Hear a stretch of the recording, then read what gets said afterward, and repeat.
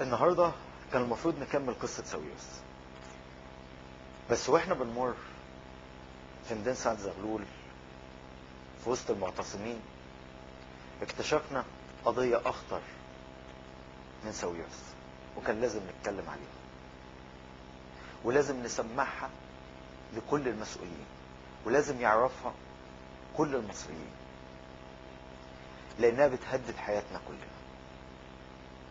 بتهدد كل طفل وكل شيخ، كل ست، كل بنت، كل شاب. لو رمينا قنبلة في مكان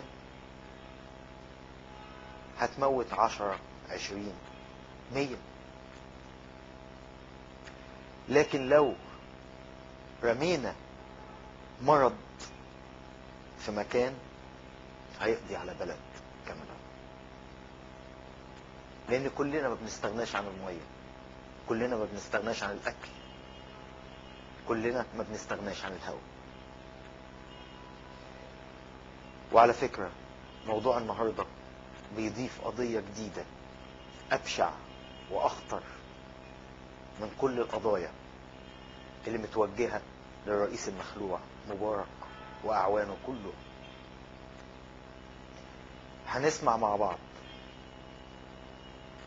التقرير اللي عملناه مع دكتور مراد رئيس وحدة ابو زهرة، وهيقول لنا ايه الموضوع بالظبط،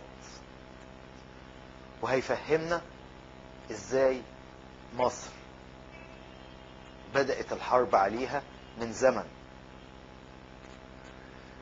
ومفيش حد اتحرك رغم علمهم، لكن محدش اتحرك.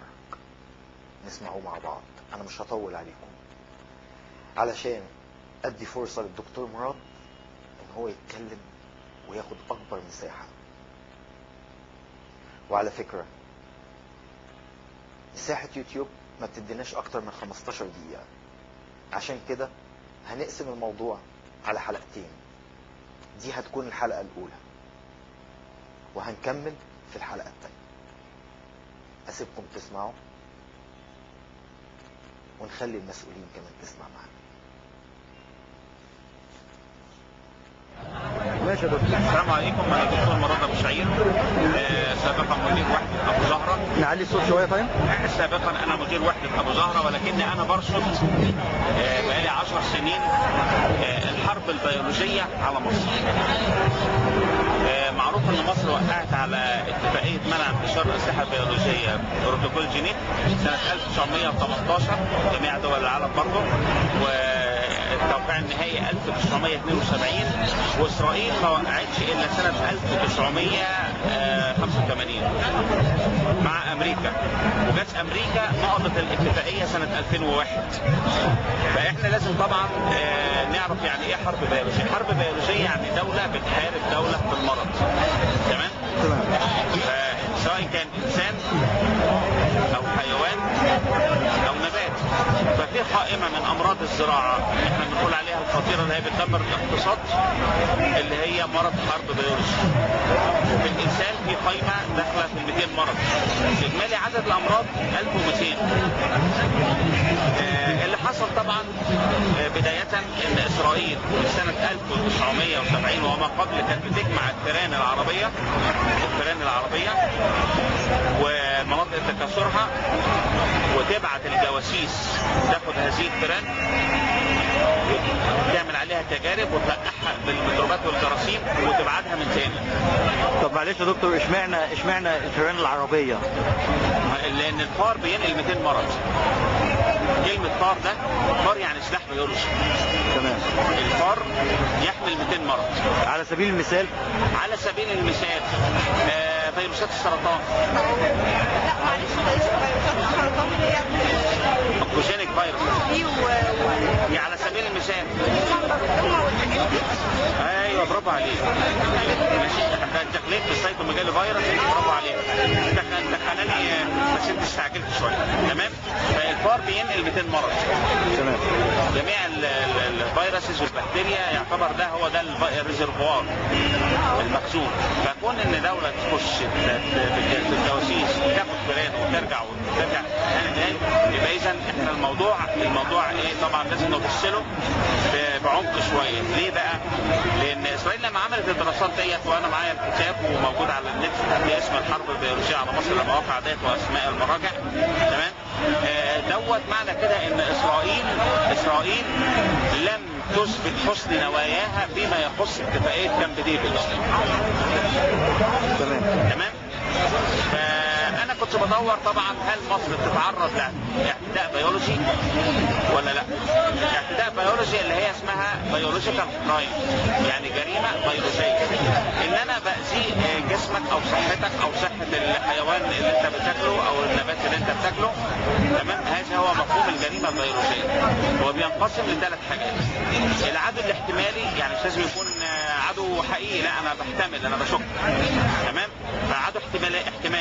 ونمرة 2 اداة النقل، ولا ممكن يكون الهواء، ممكن يكون الفار. تمام. ونمرة 3 المرض. طالما ان انا رصدت المرض يبقى انا اذا بتحارب. العبرة بظهور المرض. انا سنة 2004 لفت النظر الى ان الهجوم الفئران السوداء اللي كانت بتهاجم الناس في البيوت، كان في نادي الصيد، كانت محددة. الفئران السوداء دي اللي هي الفئران المهاجمة الكولومبي او النرويجي، واحد من الاثنين، لو بيرتكز على ديره ويروح هاجم، كان يعض او ينشر او يخرم البيبان الخشب. تمام. وطبعا لقيت الظاهرة ديت مسم الفئران ما بيجيبش نتيجة. فانا لما بلغت طبعا بتوع الصحة عندي القيادات نفسها اعطوني بما فيها النيابة الادارية خصم 3 ايام. وده يثبت جريمة تانية اسمها جاسوسية التغطية. بمعنى؟ جاسوسية التغطية. برافو. انا حضرتك في موضوع الحرب البيولوجية في عندي 4 تعريفات للجريمة لازم اعرفها. اولا في جريمة التخريب البيولوجي اللي هي البيولوجيكال سابوتاج، ان انا بخش برمي لك المرض. كمثال مثلا ارمي لك فيه بذور مسرطنة بتتحط على شحنات القمح. تمام. اوتوجينيك سيدز. تمام. دي اسمها جريمه بيولوجيه، ان انا بضر صحتك على الاجمالي. ما بفرقش بقى واحد اشتراكي، واحد اخوان مسلمين، طفل صغير كبير مسيحي مسلم، ده على التوتال. وهذا هو المرعب. وهذه الظاهره طبعا ان السم ما بيموتش الفار، معنى كده ان في رشاوي من وزاره الصحه عشان تستورد هذا السم اللي ليس له اي فاعليه. ده في عصر دكتور يوسف والي؟ في عصر ما بعد يوسف والي تقريبا، لان الواقعه دي كانت سنه 2004 اظن، في عصر يوسف والي. وطبعا انا طبعا سهلت من موقف النيابه الاداريه، كنت بتظلم، فهم اعطوني خصم 3 ايام عشان ما اتظلمش، بس في نفس الوقت قلت هتظلم. هو ده الدليل الفعلي على ان النيابه الاداريه عصابات من الخونة والعملاء والمرتشين، لان هم بيتستروا على القيادات الاداريه الفاسده، على المديرين الفاسدين. لولاش الحمايه اللي بتديها النيابه الاداريه على المديرين ما كناش وصلنا الى هذا الفساد. في سنه 2007 حبيت اتكلم في مؤتمر علمي على التهديد البيولوجي وكده، على مرض انفلونزا الطيور، فبقول لهم ده مرض انفلونزا الطيور ده يعتبر سلاح بيولوجي. فطبعا اتمنعت من الكلام في مؤتمر علمي. مين اللي منع حضرتك؟ اللي منعني طبعا القائمين في المؤتمر اللي هم قيادات في وزاره الصحه، بالاضافه كان اللي بيتكلم مدير الطب البيطري، عشان بيتكلم على انفلونزا الطيور اللي هو اساسا فيروس بيتنقل من الطيور للانسان. يعني حضرتك قدمت الموضوع وقالوا لك لا في حظر على الموضوع، ولا انت على المنصه واتمنعت مثلا تقفل الميكروفون؟ اتمنعت حتى من الميكروفون من التعليم. تمام. ولكن انا اسف. تمام. طبعا اتمنعت ان الموضوع ده حساس، فرد عليا الدكتور كان عميد الطب البيطري، وما زالت برضه الحاجات دي على سيديات ما زالت موجوده. فبيقول لي لا، المرض انفلونزا الطيور جاي مع الصقر الروسي اللي جاي من روسيا وعدى على سوريا وعدى على مصر. فقلت له طب ما نزلش اسرائيل ليه؟ هو معهوش باسبور ولا معهوش تاشيره؟ فطبعا المرض لما بيلتزم بالحدود السياسيه لازم افكر ليه المرض ظهر عندي ما ظهرش في اسرائيل؟ تمام. ليه مرض انفلونزا الطيور ظهر في محافظه دون محافظه، بالرغم ان هو بينتقل عن طريق الريح والرذاذ؟ بالظبط. اذا يبقى حد بعته لي في قنينه. ولكن التوزيع الجغرافي المتناثر ده اللي احنا بنقول عليه التوزيع المزيف في خطه الهجوم نفسها، عشان يضللك الراي الراجل اللي هو بيهاجمك بيولوجيا ان هو بيبعت لك عميل في المحافظه الشرقيه وشويه في الفيوم وشويه كده، فطبعا بيصيب المخطط الاستراتيجي اللي المفروض بيعمل دفاع بيولوجي اللي اوريدي مش موجود تمام بالارتباك. ولكن انا ما بقولش ان هو مرتبك، انا بقول ان هو جاسوس، ولكن جاسوس تغطيه. احنا عشان نعرف يعني ايه حرب بيولوجيه، احنا اولا بنعرف مفهوم الجريمه البيولوجيه بيولوجيك كرايم، بنعرف جريمه التخريب البيولوجي بيولوجيكال سابوتاج، بنعرف جاسوسيه التغطيه اللي هي يعني اباده جماعيه، اباده لشعب، اباده لشعب بدون النظر لطفل ما عملش حاجة في حياته غير ان هو اتولد مصري، ما عملش حاجة في حياته غير ان هو من ام واب مصريين. ابادة جماعية لشيخ او ست عجوزة قاعدة في بيتها ما بتعملش اكتر بان هي بتتعبد، ان هي بتصلي وبتصوم وبتزكي وخلاص، ما اذتش حد ولا بتفكر انها تأذي حد. ابادة جماعية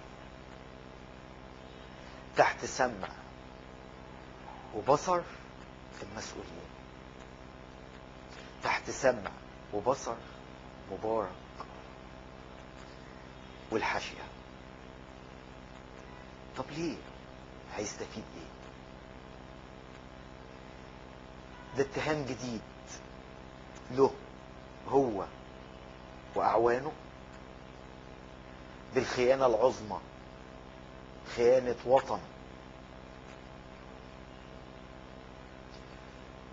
الحلقة الجاية هنكمل مع دكتور مراد يوم الخميس الجاي ان شاء الله، وهنشوف بقية قصته ايه. ويا رب حد من المسؤولين يشوف يسمع ينقذ البلد دي، ينقذ البلد دي.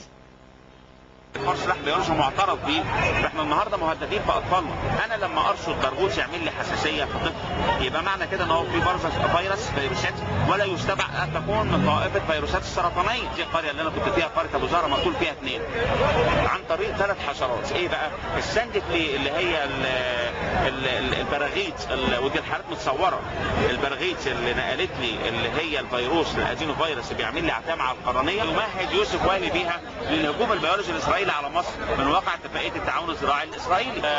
بيجي لك بذور مسرطنه وكوجينيك سيدز، ما اعتمدوش الامراض اللي عنده ويزوروا في محاضرات الدوله الرسميه. عندي 13 مليون متخلف عقلي. قطعت ان في غرفه عمليات للمنشات الاسرائيلي في منطقه برج العرب، ويؤكد ذلك انتشار نسبه ميكروب السبحي وانتشار 3 فيروسات، الخونه والعملاء والمرتشين في النيابه الاداريه. قول له انا عندي حرب بيولوجيه هتحصل كارثه زي كارثه 67.